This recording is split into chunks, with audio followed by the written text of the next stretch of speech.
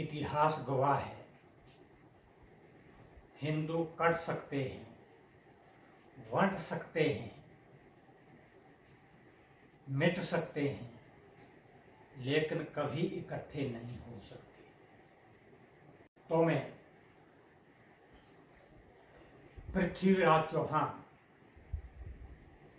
जो कि बहुत लंबा किस्सा है, उसके अंतिम दिनों की छोटी सी कहानी सुना रहा हूं।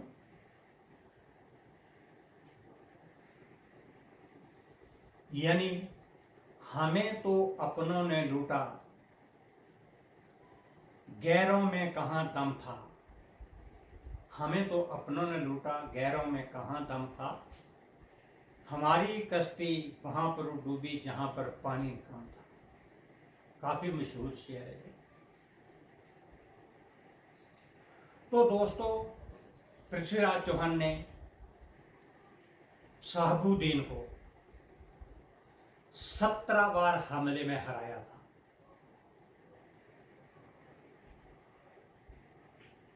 और शहाबुद्दीन ने क्या चाल चली कि पृथ्वीराज का जो ससुर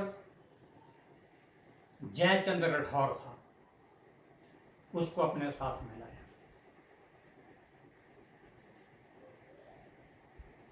और दिल्ली पर हमला कर दिया।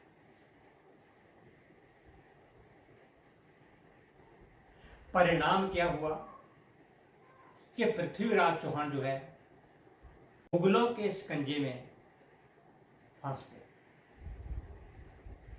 तो आगे क्या होता है,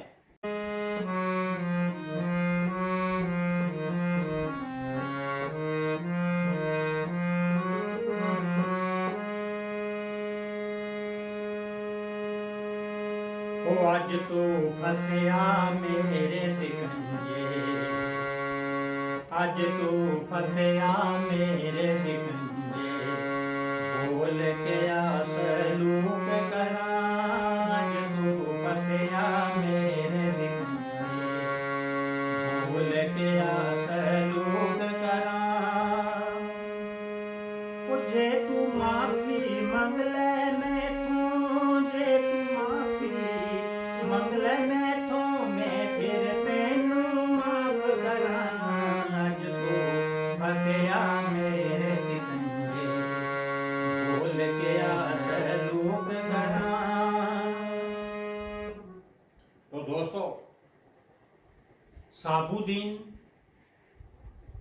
पृथ्वीराज को क्या कहता है कि आज तू मेरे शिकंजे फंसया, आज तक मेरे को हराता रहा, बोल तेरे साथ क्या सलूक करा। अगर तू माफी मांग ले तो मैं तेरे को माफ कर सकता हूं। तो पृथ्वीराज चौहान क्या कहते हैं,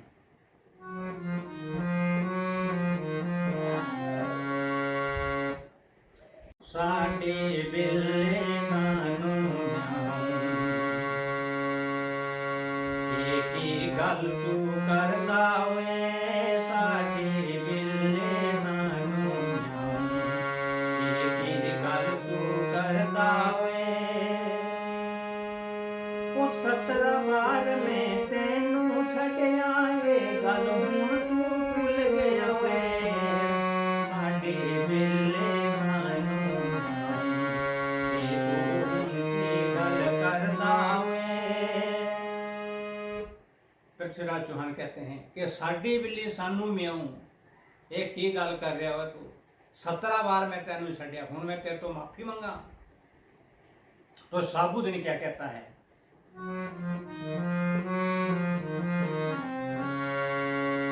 ओ मेरा कहते हो कर भी तू, मैनू भी अखियां दसदा वे।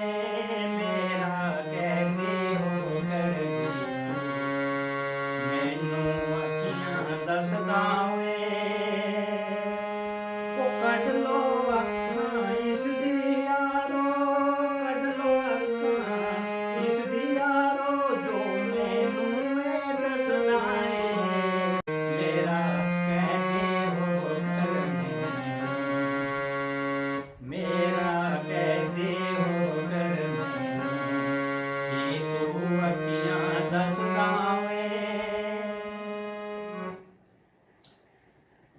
साबुद्दीन कहता है कि मेरा कैदी होकर मेरे को आंखें दिखा रहा है, कहता है इसकी आंखें काट लो। तो दोस्तों 10-15 जो थे मुसलमान पृथ्वीराज चौहान को पकड़कर जमीन पर लंबा डाल देते हैं और उसकी आंखें निकाल ली जाती हैं। उसके बाद इस हमले से पहले जो जयचंद मुगलों के साथ मिला था, उनका आपस में समझौता हुआ था कि पृथ्वीराज के हारने के बाद जितना भी माल खजाना है वो सारा मुगलों का होगा और दिल्ली का जो तख्तो-ताज है वो जयचंद का होगा। तो जब पृथ्वीराज चौहान की आंखें निकाली जाती हैं तो जयचंद क्या कहता है?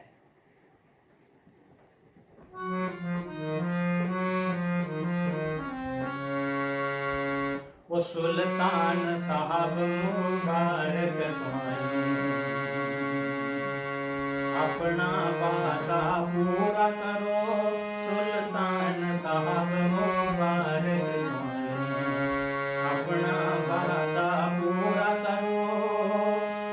धन माल खजाना ले लो सारा, धन माल खजाना ले लो सारा, दिल्ली का राजा हमें धरो, सुल्तान साहब मुबारक अपना वादा पूरा करो। तो जयचंद कहता है कि सुल्तान साहब मुबारकबाद, आपका जो सबसे बड़ा शत्रु था वो आज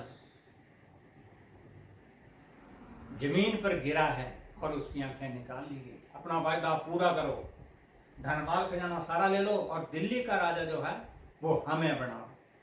तो साबुद्दीन क्या कहता है?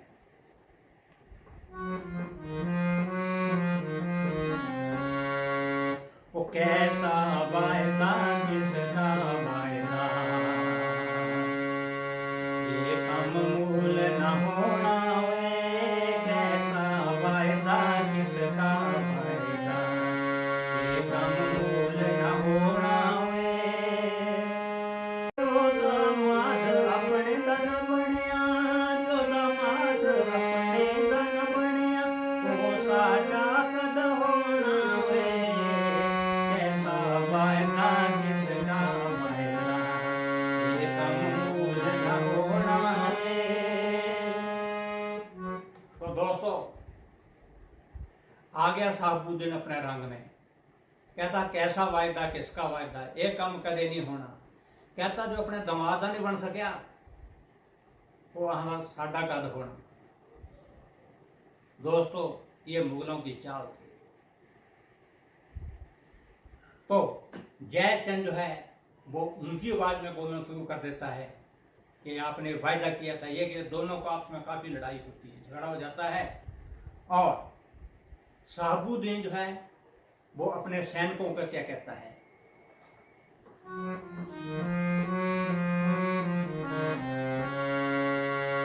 ओ ला दो जयचंद नूं हथ कड़ियां, इसने कहर कमाया ए, ला दो जयचंद नूं हथ कड़ियां, इसने कहर कमाया ए। ओ इस ते वर्गा नीच न होना, इस ते वर्गा नीच न होना, जिन दामाद अपना मरवाया ए, ला दो जयचंद नूं हथ कड़ियां, इसने कहर कमाया ए।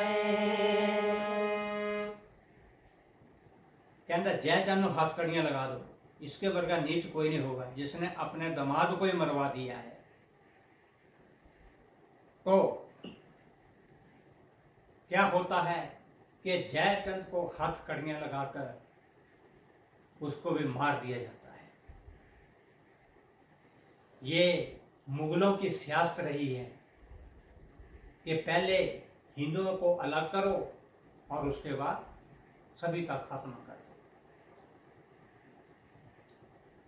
और जयचंद पृथ्वीराज चौहान को बंद कोठरी में जेल में डाल दिया जाता है। पृथ्वीराज ने खाना पीना बंद कर दिया। 10, 15, 20, 25 1 महीना होने वाला है। और उसका बचपन का दोस्त था कोई कवि चेतनानंद, जो कि पूरी दुनिया में भ्रमण करता था और कविताएं सुनाता था। उसको पता लगा, दिल्ली आया कि पृथ्वीराज चौहान के साथ ऐसा हो गया है। तो वो शहंशाह साबुद्दीन के पास आता है। क्या कहता है?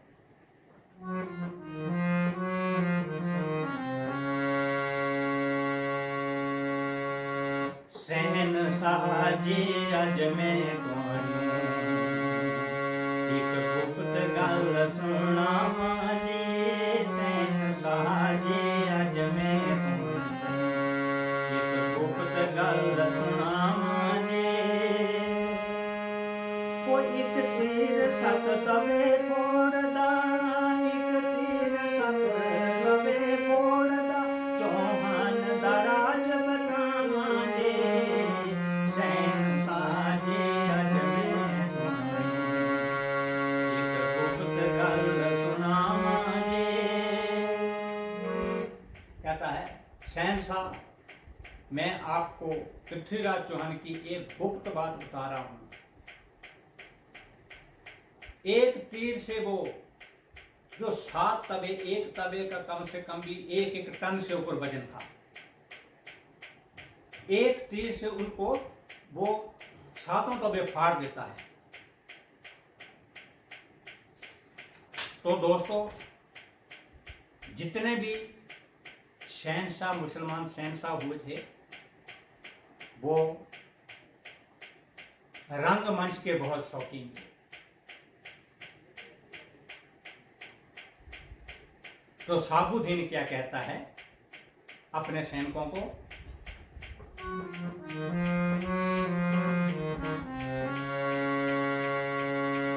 इसको चौहान के पास ले जाओ, दोनों को बलवाओ जी। इसको चौहान पास ले जाओ, दोनों को बिलवाओ जी। गर चौहान प्यार है फिर हमको, गर चौहान प्यार है फिर हमको, तुम ये कर तब दिखलाओ जी। इसको चौहान पास ले जाओ, दोनों को मिलवाओ जी। कहता है सैनिकों को कि सैनिकों, ये जो हमारे पास आए हुए हैं, इनको चौहान के पास ले जाओ और दोनों को मिलवाओ। अगर चौहान तैयार है इस चीज के लिए तो हम ये कर्तव्य जरूर देखेंगे और दिखलाएंगे। तो चंद्र कवि जो है, जिसका असली नाम चेतनानंद था, वो एक कवि बना हुआ था कि ऐसे ऐसे है, हम दुनिया में भ्रमण करते हैं।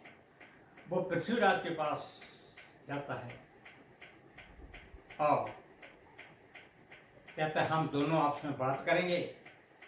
उसी को जेल में जाकर वो अंदर पृथ्वीराज चौहान से मिलता है और अपनी सारी हकीकत बताता है कि मैं चेतनानंद हूं और मैं चंद्र कवि बनकर आया हूं। और कहता है सारी बात बताकर कि ऐसे ऐसे मैंने प्लान बनाया हुआ है, आप जो है वो शब्द पे दीवान छोड़ते हैं, हमारे पास दुश्मन से बदला लेने के लिए और कोई रास्ता नहीं है। तो चौहान तो पहले इनकार करता है कि मेरा 1 महीना मेरा खाना खाने को ही है, लेकिन उसके बार बार कहने पर चौहान जो है वो फिर तैयार हो जाता है। वो इस वक्त जिस्म में मेरे यारा, कमजोरी का नाम निशान नहीं। इस वक्त में जिस्म में मेरे यारा, कमजोरी का नाम निशान नहीं। कर लिया न बदला दुश्मन से, कर लिया न बदला दुश्मन से, तो नाम मेरा चौहान नहीं। इस वक्त जिस्म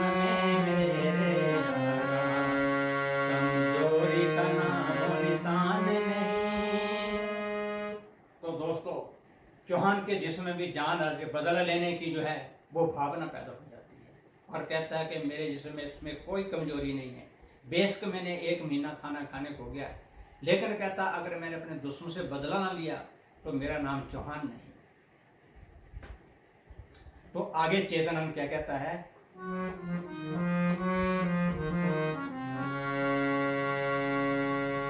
होकर सावधान और कान खोल कर सुन ले यार मेरे, होकर सावधान और कान खोल कर सुन ले यार मेरे।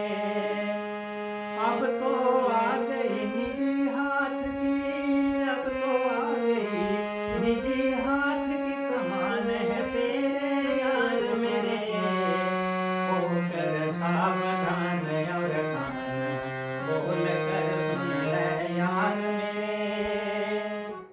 दोस्तों, जब दरबार लगता है तो साबुद्दीन जो है वो 7वीं मंजिल में जाकर ऊपर अपने मकबरे में बैठ जाता है सिंहासन लगाकर, और मैदान में पृथ्वीराज चौहान जो है उसको कमान दी जाती है। जैसे वो कमानों को पकड़ता है वो टूट जाती है। 6-7 कमानें टूट गई तो पृथ्वीराज चौहान कहता है कि लड़ाई में आपने मेरी कमान तो मेरे साथ ही जीत ली है, अगर कोई आपके पास है तो वो कमान लाओ। तो लड़ाई में जो जीती हुई कमान है वो पृथ्वीराज चौहान को दे दी जाती है, और 7 तवे जो है सामने वो लगे हुए हैं।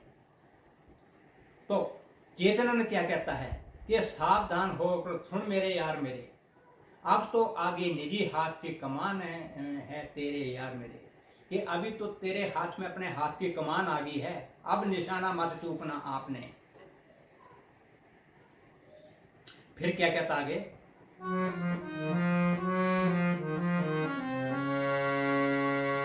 साध निशाना बाण बाण कर जो निजी तेरा अनुमान है, साध निशाना बाण बाण कर जो निजी तेरा अनुमान है। सुन ले मैं बतलाता हूँ, सुन ले मैं बतलाता हूँ, ये कहाँ बैठा सुल्तान है, साध निशाना बाण कर जो निजी तेरा अनुमान है। कहता है पृथ्वीराज चौहान, अब तेरे हाथ में अपने हाथ की कमान आ गई है, अब निशाना साध और जो तेरा अपना अनुमान है उसके ऊपर निशाना लगा। मैं बतलाता हूं कि दुष्ट सुल्तान कहां बैठा हुआ है, क्योंकि पृथ्वीराज चौहान जो थे वो शब्द में भी बाण चोटते थे। क्या आगे चेतनानंद क्या कहता है, जो चंद्र कवि है,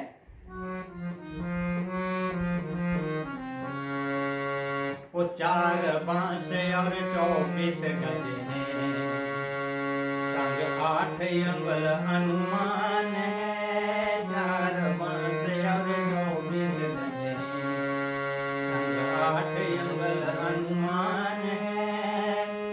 इतनी ऊंचाई अनुमान लगा ले, इतनी ऊंचाई अनुमान लगावे पर बैठा सुल्तान है, 4 बांस और 24 गज है, संग 8 अंगुल अनुमान है। दोस्तों, उसमें पैमाइश का पैमाना क्या होता था, बांस होते थे, बड़े बड़े बांसों का हिसाब लगाते थे। कहता कि 4 बांस और उसके ऊपर 24 गज और ऊपर 8 अंगुल साथ में, ये अपना अनुमान लगा ले। इतनी ऊंचाई पर जो है वो तेरा शत्रु सुल्तान बैठा हुआ है।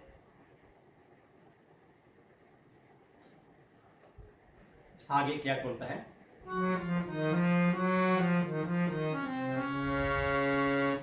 वहां बैठा है शत्रु तेरा,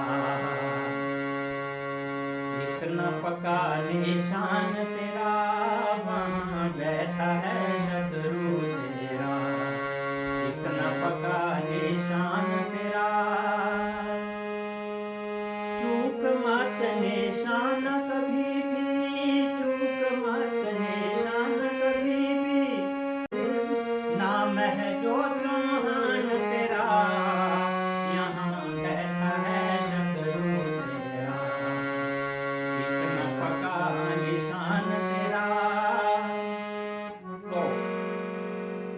चंद्रकांत कवि कहता है कि पृथ्वीराज चौहान, मैंने आपको अंदाजा बता दिया है कि कहाँ पर तेरा शत्रु बैठा हुआ है। ऐसे निशाना लगाना कि चूकना मत, नहीं तो हमारी सारी मेहनत जो है वो पानी में फिर जाएगी। तो दोस्तों, जो सैनिक थे वो कहते हैं पृथ्वीराज चौहान को कि चौहान लगाओ निशाना और फोड़ो 7 तवे। चौहान कहता है कि मैं जो है वो शहंशाह का कैदी हूं, जब तक शहंशाह मेरे को ऑर्डर नहीं देते हैं मैं निशाना नहीं लगाऊंगा। तो जैसे ही साबुद्दीन सुनते हैं कि चौहान मेरी परमिशन चाहते हैं, तो ऊपर से आवाज लगाते हैं कि हाँ हाँ चौहान लगाओ निशाना। जैसे वो आवाज लगाते हैं और चौहान जो है वो शब्द भेदी बाण मारते हैं और साबुद्दीन के मुंह में लगता है और साबुद्दीन जो है वो नीचे मैदान में गिरकर उसकी मृत्यु हो जाती है। जो चेतनानंद कवि था और पृथ्वीराज चौहान जो थे, चेतनानंद कवि ने अपनी खुखरी निकाली और खुद अपने को मारी, उसके बाद चौहान को दे दी और चौहान ने अपने आप को खुखरी मारकर अपनी जिंदगी समाप्त कर ली। तो ये था अंतिम हिस्सा था जो कि 5% भी नहीं है पृथ्वीराज चौहान के किस्से का, जो कि मैंने अभी आपके सामने प्रस्तुत किया है। नमस्कार, धन्यवाद सभी।